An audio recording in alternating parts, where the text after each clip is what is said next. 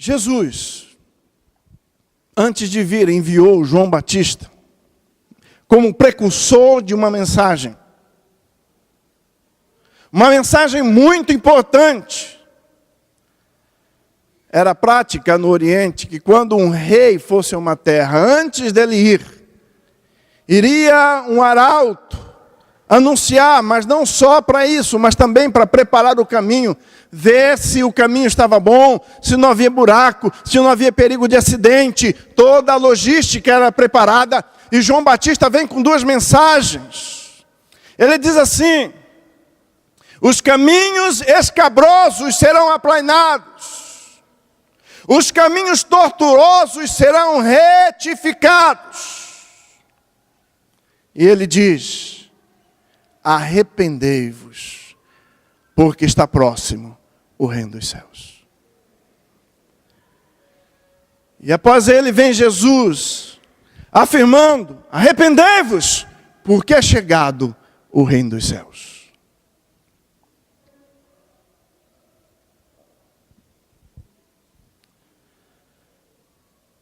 Caminhos escabrosos são caminhos assim, cheios de alto e baixo. Caminhos tortuosos são caminhos assim, que representam os dois um ato de iniquidade, de desvio, de desorientação. João Batista veio para trazer novamente uma mensagem ao coração do homem que estava perdido dentro dos seus conceitos religiosos, tradicionais, se distanciando de Deus numa cultura opressora, em um mundo caótico. Ele estava dizendo: é preciso mudar a mente, é preciso construir veredas retas, porque o reino de Deus está próximo. E essa é a mensagem central.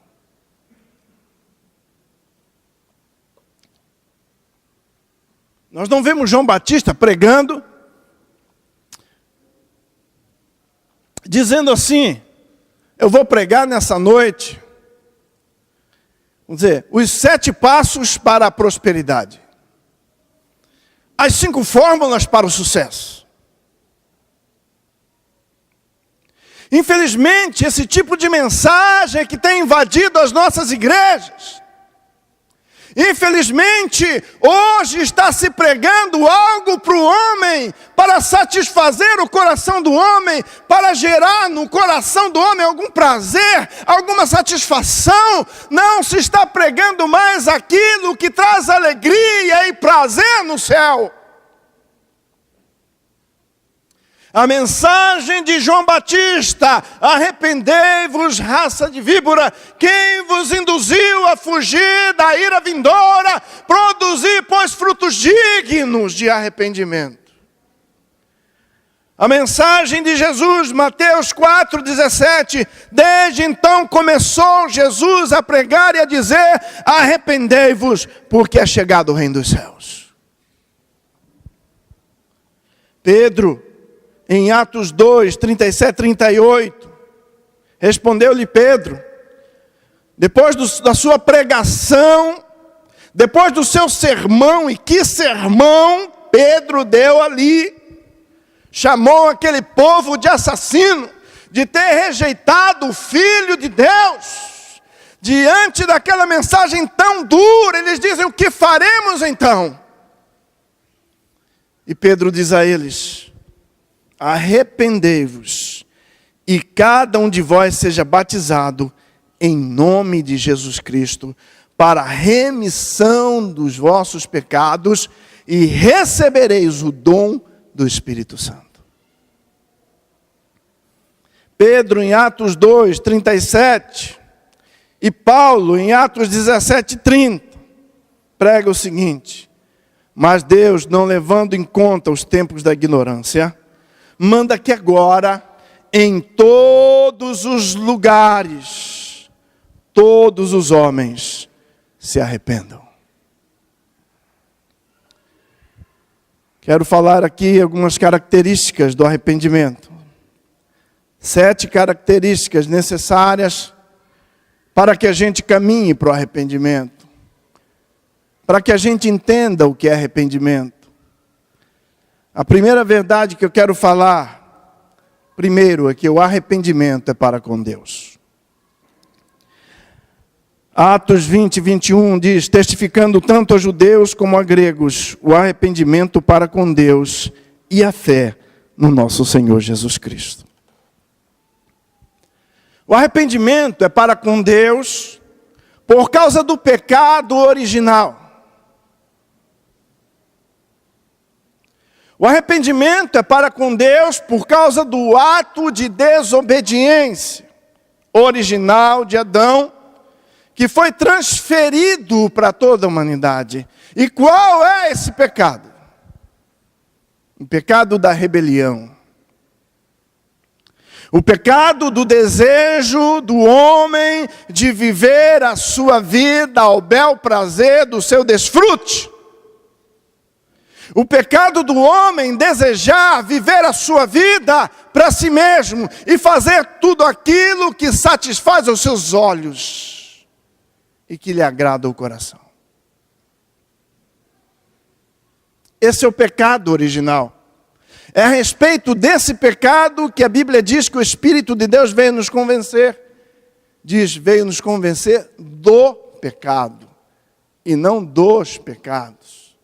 Esse pecado dá origem a todos os outros tipos de pecado, mas o centro do desvio humano é a rebelião ao propósito de Deus. Então a primeira coisa que temos que compreender, que arrependimento é para com Deus. É Deus quem determina a nossa vida. Ele tem que ser Senhor do nosso destino. Ele tem que reger a nossa vontade. Ele tem que governar a nossa vida. O conceito de um Deus soberano não pode existir na vida do homem sem que Ele seja o Senhor da sua vida. Por isso o arrependimento é para com Deus.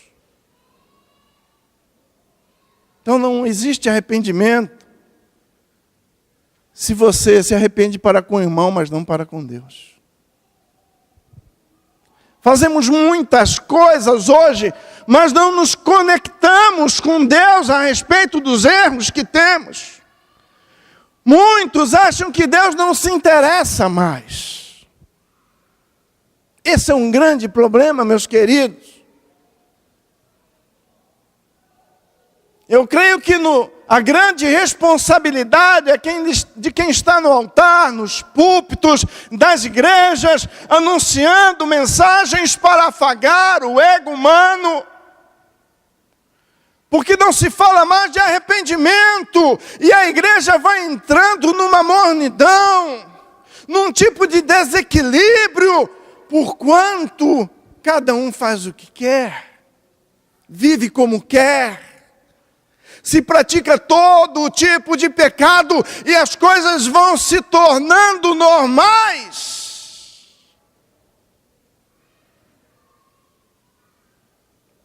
Isso é um problema.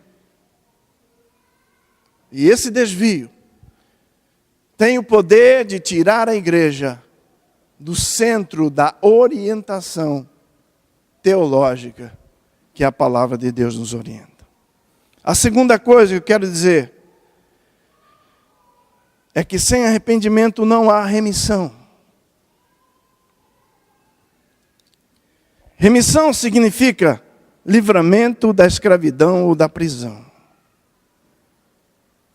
permitindo que sejam apagados da memória, como se nunca tivessem sido cometidos.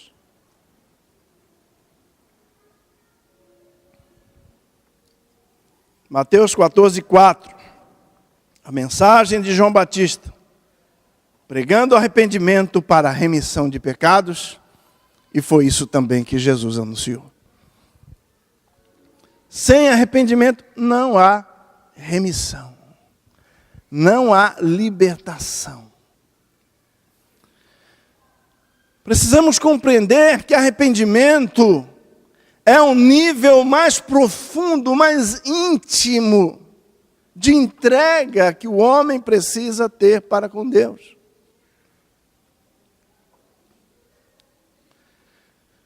Precisamos compreender que o pecado tem que nos incomodar, nos constranger a tal ponto que haja mudança.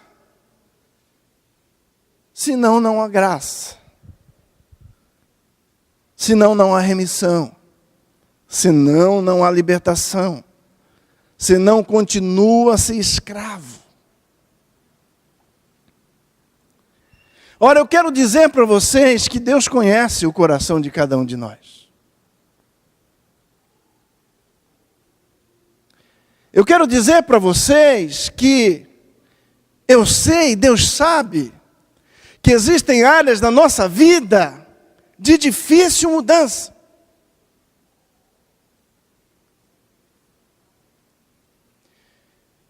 Existem áreas da nossa vida em que muitas vezes estamos cativos, nos sentimos presos e impedidos de mudar.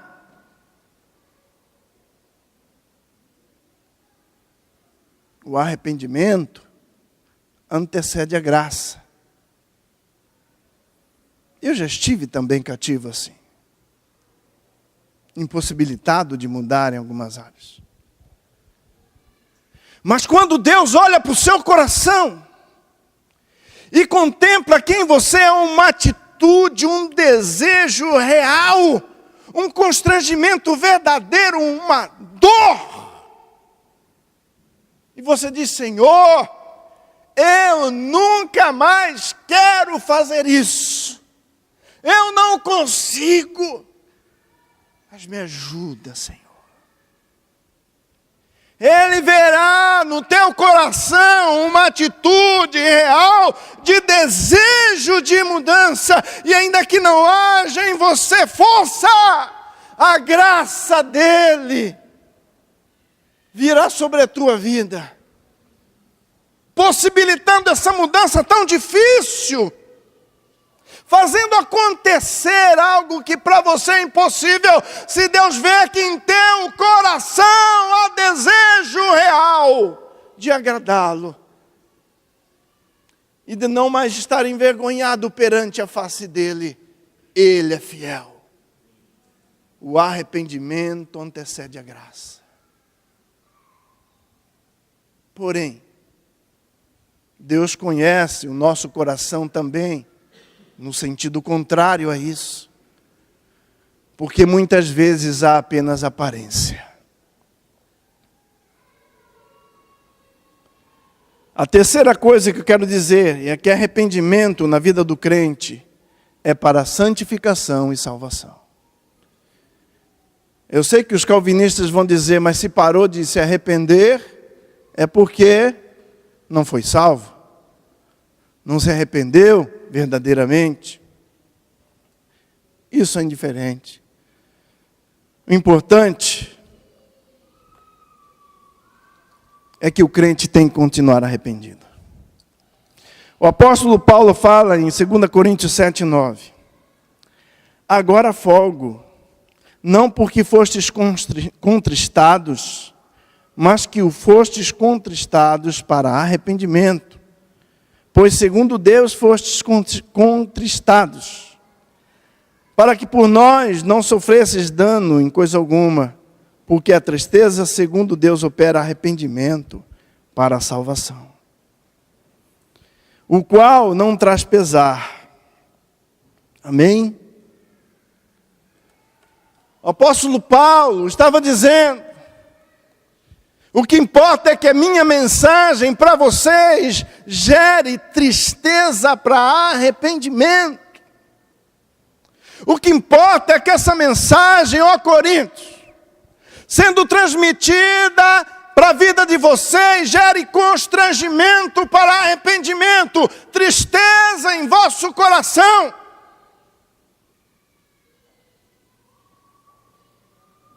Então importa que a igreja saia dos templos entristecida, chorando. É mais importante porque tal arrependimento nos levará pelo caminho certo. Hoje vemos em muitas igrejas pessoas saindo rindo. A última piada que o pastor contou, a última anedota, o último palestrante, a última fórmula de sucesso. As pessoas entram nos templos vazios e saem dos templos vazios, rindo, distraídos com as coisas dessa vida, sem arrependimento, sem tristeza no coração, sem mudança, segue por um caminho de engano. Nós precisamos orientar a nossa vida, porque a igreja tem que continuar arrependida. O crente tem que continuar arrependido. O pecado não pode se tornar uma prática comum. Arrumamos 1000 justificativas. Eu me lembro do irmão que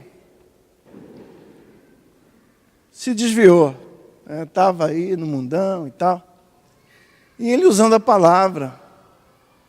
Estava meio na igreja, meio no mundo. Falei, e aí, irmão, como é que é? Como é que você vai fazer? O pai está precisando de ajuda. Como é que está seu coração, sua vida? Falei, ô pastor. Está aí, né, pastor? O negócio é mulher, pastor. A mulher que é um negócio que me pega, pastor. Mas a Bíblia diz o seguinte, que Deus há de completar a obra dele em nossa vida até o último dia, né? Então, estou aí. Então, a gente vai achando caminhos. A Bíblia diz que aquele que vive na prática do pecado nunca viu a Deus, não conhece a Deus. Precisamos refletir. O arrependimento na vida do crente é para santificação e salvação. Em quarto lugar, arrependimento não é remorso. Em Hebreus 12, 17, fala a respeito de Esaú, que querendo buscar lugar de arrependimento, mesmo com lágrimas, não achou espaço, não achou lugar. É isso que eu estou falando. Às vezes são lágrimas vazias, são atitudes sem valor para Deus. Às vezes parece arrependimento, às vezes tem lágrima, mas não tem um sentido íntimo, profundo, que parece que nos sentimos sujos diante da santidade de Deus.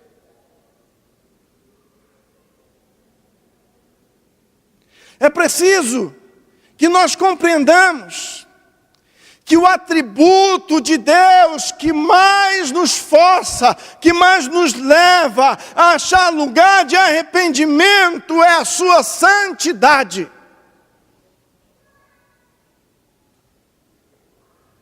Isaías diz, bem lido o texto de abertura, ai de mim, que vou perecendo, porque sou um homem de lábios impuros. Habito no meio de um povo de impuros lábios, e os meus olhos viram o Santo, o Senhor dos Exércitos. Todo judeu no Velho Testamento sabia que uma contemplação da divindade, uma manifestação da divindade, se houvesse pecado, provavelmente, como consequência, alguém seria fulminado. Isaías traz a nós essa compreensão.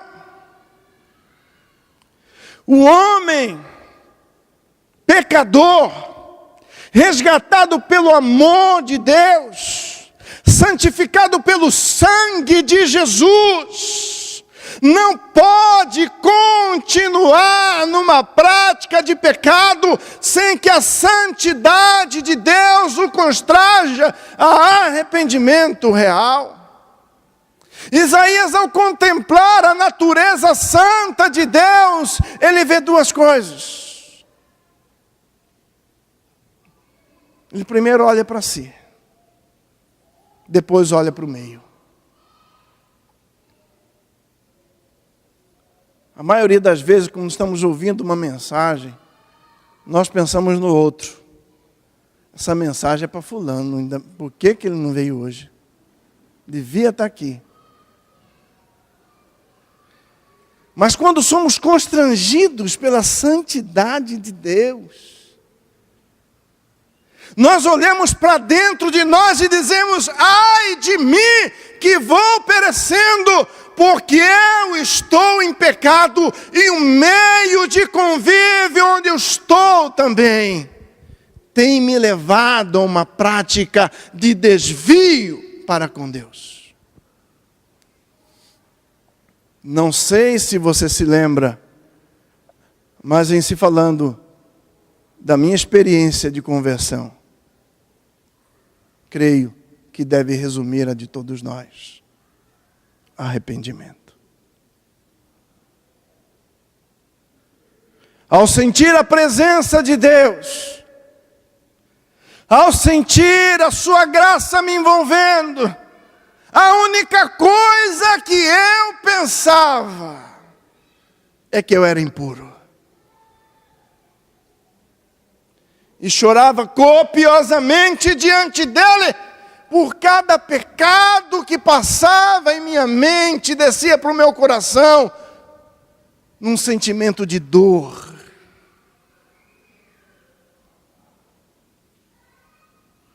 Isso tem que ser uma continuidade na vida do crente. Arrependimento não é remorso. Arrependimento é mudança. Em quinto lugar, arrependimento quebra o orgulho humano.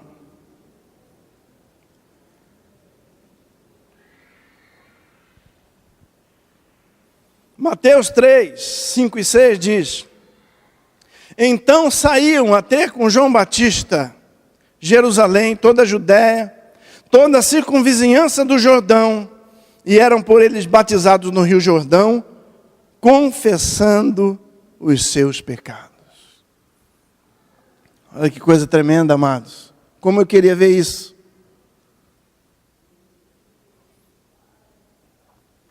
Na verdade é assim que deveria ser. Um momento em que qualquer está recebendo a Jesus como Senhor e Salvador da sua vida. Eu já vi algumas vezes, já aconteceu algumas vezes comigo, Deus está pregando, e na metade da mensagem, um ou outro saírem do meio do templo e virem sem ser chamados, sem dizer nada, chorando e se ajoelhando no altar, se prostrando diante de Deus. Porque a mensagem do Evangelho ainda é poderosa para nos constranger a tal nível de arrependimento. Essa mensagem não mudou o seu teor e o seu poder transformador na vida humana. E eu imagino aqueles homens entrando no rio, dizendo: Senhor, eu sou pecador, eu traí meu irmão, Deus, eu prostituí, Senhor, enganei a minha esposa, Senhor, eu sou um ladrão, eu sou um corrupto, Senhor, eu me envergonho pelo pecado da malícia em minha vida. Diante de todos, as pessoas iam confessando os seus pecados. Onde está essa estrutura hoje em nossos dias? Hoje nós vemos todo tipo de manipulação para a pessoa receber a Cristo como Senhor. Apaga a luz, irmãos. Fecha os olhos. Ninguém está te vendo. Levanta a mão.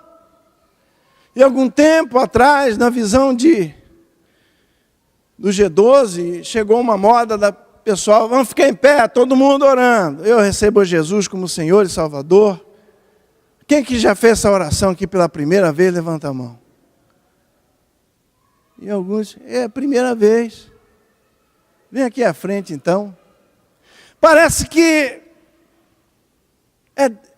O homem não precisa de Deus, é Deus que precisa do homem.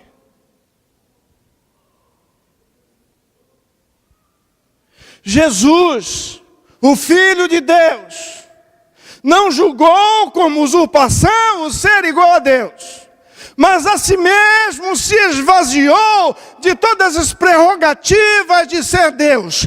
Veio sendo conhecido em figura humana, encarnou, morreu em uma cruz, crucificado, nu, cortado, esbofeteado, cuspido, diante da vista de toda a multidão. Ele morreu por mim e por você, dizendo que nos ama. Precisamos declarar isso à luz do sol,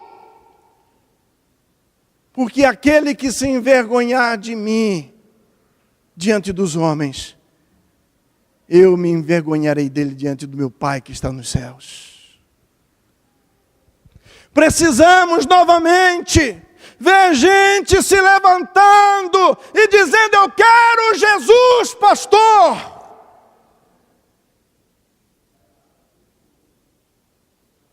Não sendo tomados de uma forma que eles não sabem nem o que aconteceu no culto.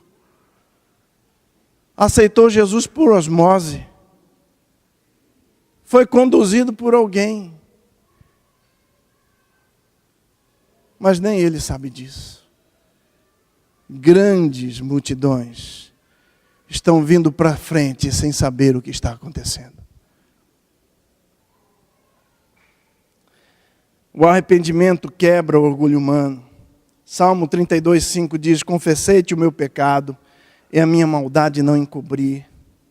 Dizia eu: confessarei ao Senhor as minhas transgressões, e tu perdoarás a maldade do meu pecado. Provérbios 28:13 diz: o que encobre as suas transgressões nunca prosperará, mas os que a confessa e deixa alcançará a misericórdia. Quero dizer em sexto lugar, já terminando, tem mais a sétima só, que a única coisa que traz alegria no céu é o arrependimento.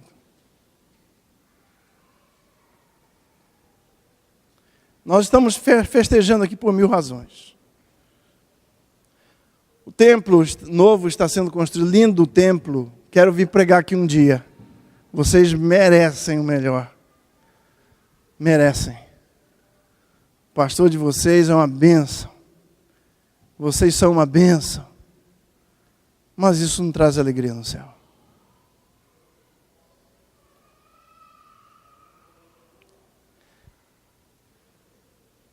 Festas na terra não significam alegria no céu. Aglomeração de multidões dando dinheiro na igreja não traz alegria no céu.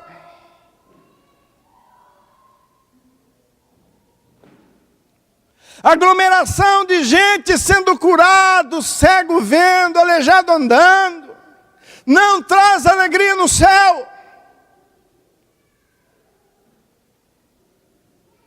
Uma igreja lotada de gente todos os dias, cumprindo o seu papel religioso de estar no templo, não traz alegria no céu.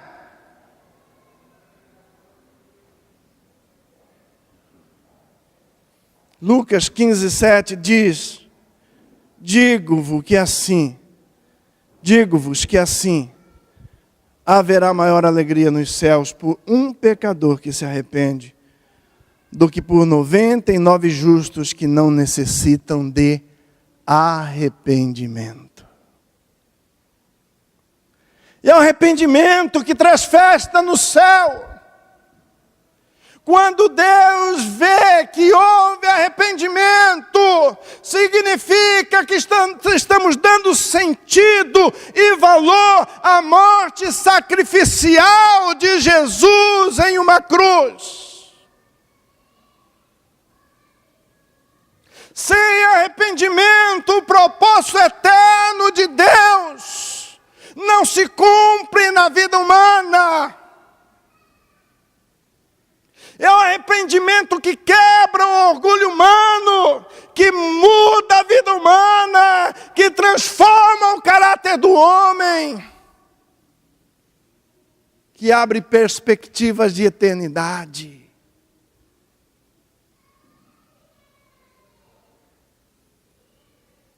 O arrependimento alegra os céus. E em sétimo lugar e último, arrependimento é provado pelos frutos, como disse João Batista. Produzi, pois, frutos dignos de arrependimento. Como disse Pedro, produzi, pois, frutos dignos de arrependimento. Arrependimento é mudança. Como Zaqueu. Como Zaqueu, quero subir. A gente canta uma canção tão linda nos nossos templos. Mas Zaqueu teve uma atitude que fez a diferença.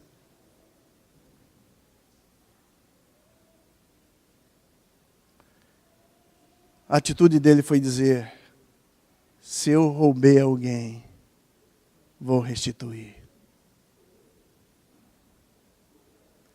Se eu tomei algo indevido de alguém, vou restituir 4 vezes mais. Eu vou consertar o meu passado. As coisas erradas que eu fiz me constrangem a tal ponto que eu não vou ficar indiferente mais, porque hoje é um Deus que visitou a minha casa, transformou a minha vida, mudou o meu caráter. E isso tem valor. Eu recebi a Cristo, pastor, eu estou arrependido, mas você foi pedir perdão para o seu irmão? Você foi pagar aquela dívida daquela pessoa que você tomou dinheiro emprestado e deixou ele à mercê da sua própria sorte? Você vai voltar para pedir perdão para as pessoas que você feriu? A sua atitude de arrependimento gerou constrangimento a tal nível em você de querer consertar os erros passados.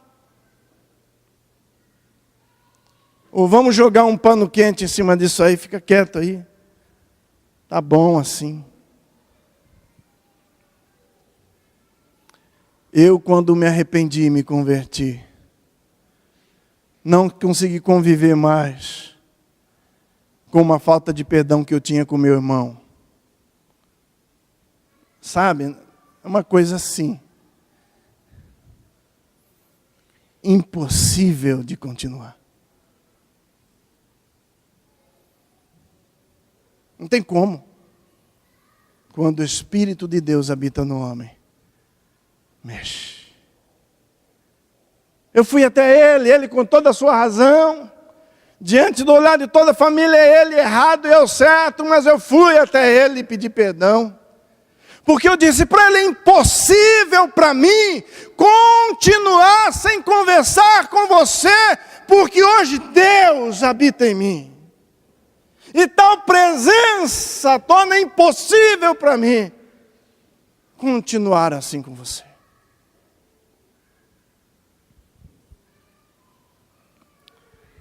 Produzi, pois, frutos dignos de arrependimento. Atos 5,31 diz, sim, Deus, com a sua destra, elevou Jesus Cristo a príncipe e salvador, para dar a Israel arrependimento, para a remissão de pecados. E eu quero perguntar para você nessa noite, existe salvação sem arrependimento?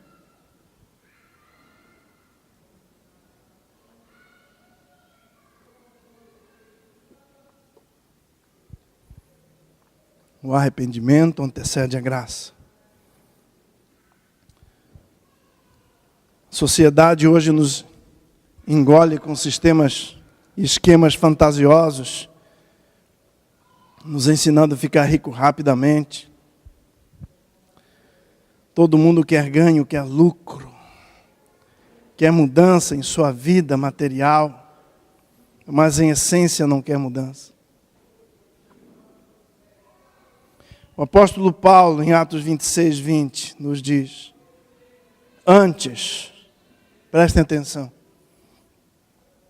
anunciei primeiramente aos que estão em Damasco e depois em Jerusalém e por toda a terra da Judéia e também aos gentios, que se arrependessem e se convertessem a Deus, praticando obras dignas de arrependimento.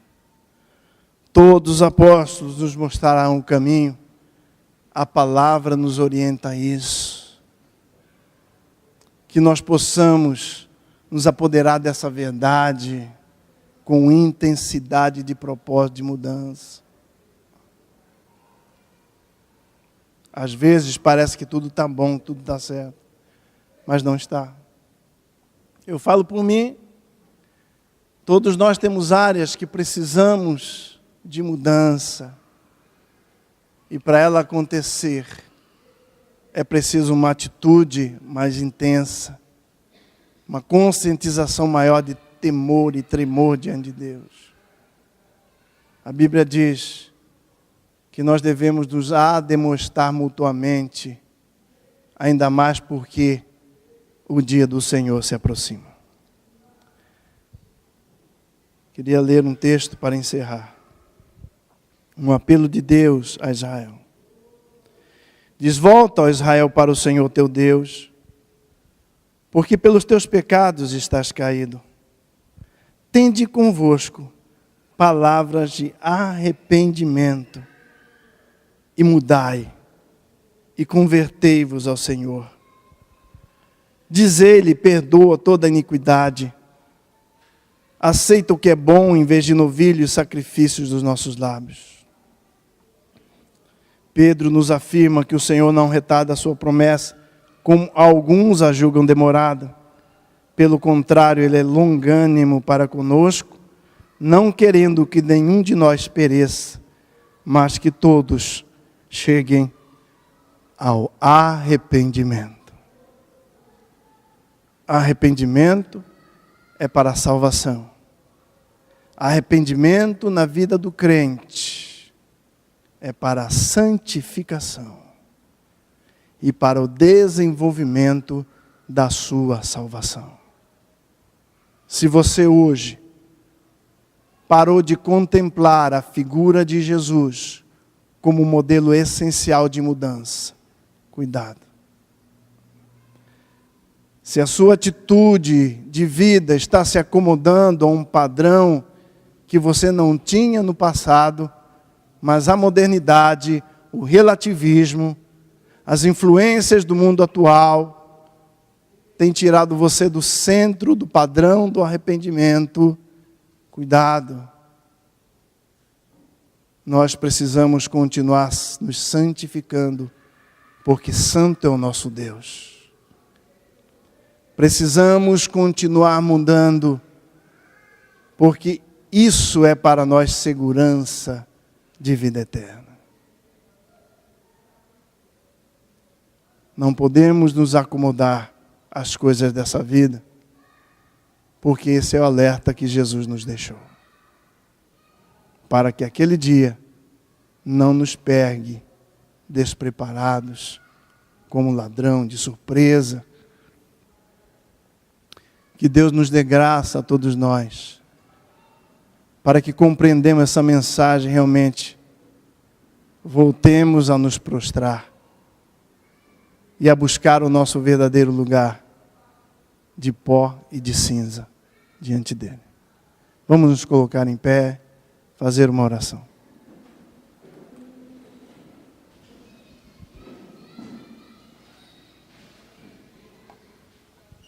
Coloque a mão no seu coração nesse momento.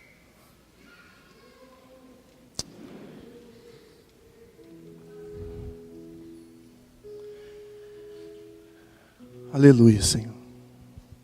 Fale com Deus.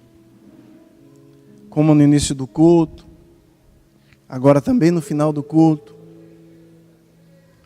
amanhã também, depois da manhã também, semana que vem também, mês que vem também, ano que vem, durante todos os dias da nossa vida vã aqui nessa terra.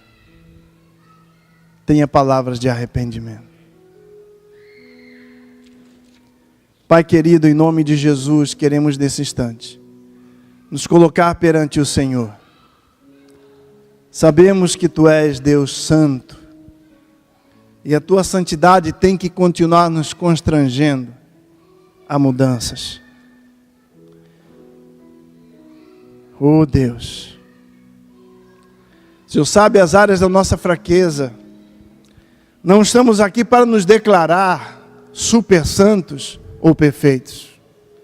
Muito pelo contrário, a oração que o Senhor ouviu não foi do santo, daquele homem que se julgava perfeito, o melhor de todos, mas daquele que não conseguia erguer o seu olhar para os céus. Tal era a dor pelo seu pecado e constrangimento de mudança que tinha sobre ele. É nessa atitude que queremos estar diante de Ti nesse momento. Oh, aleluia. Porque somente assim haverá segurança de graça, de redenção para a nossa vida. Sabemos que a natureza humana é vil, que o homem é mau, que nós habitamos, Senhor, em uma carne que nos leva muitas vezes por caminhos e atitudes erradas. Mas eu sei que o Senhor, em Tua infinita bondade, contempla os nossos corações. Oh, aleluia. E vê nesse momento, Senhor, se há em nossos corações algo que lhe atraia. Oh, Deus. E isso que deve haver em nosso coração para Te atrair é arrependimento. É desejo de mudança real. Muitos, Senhor, têm sofrido. Muitos, Senhor, têm andado cativos, presos em áreas das suas vidas, que não conseguem sair. Mas a Tua palavra diz que arrependimento traz remissão. Então, Senhor, se há insuficiência em nós, em Ti há suficiente graça, porque onde abundou o pecado, superabundou a graça. Então, nessa hora, Deus, vai fazendo a diferença em nossa vida, Senhor. Que o Teu Espírito nos mova, de forma que haja mudança real em nossa vida. Que o Senhor seja em tudo glorificado, em cada um de nós. Nós Te agradecemos por essa noite, e que possamos desfrutar, Senhor, de toda a vitória que o Senhor tem preparado para nós, nos mantendo com o coração verdadeiramente arrependido, em nome de Jesus. Em nome de Jesus. Em nome de Jesus.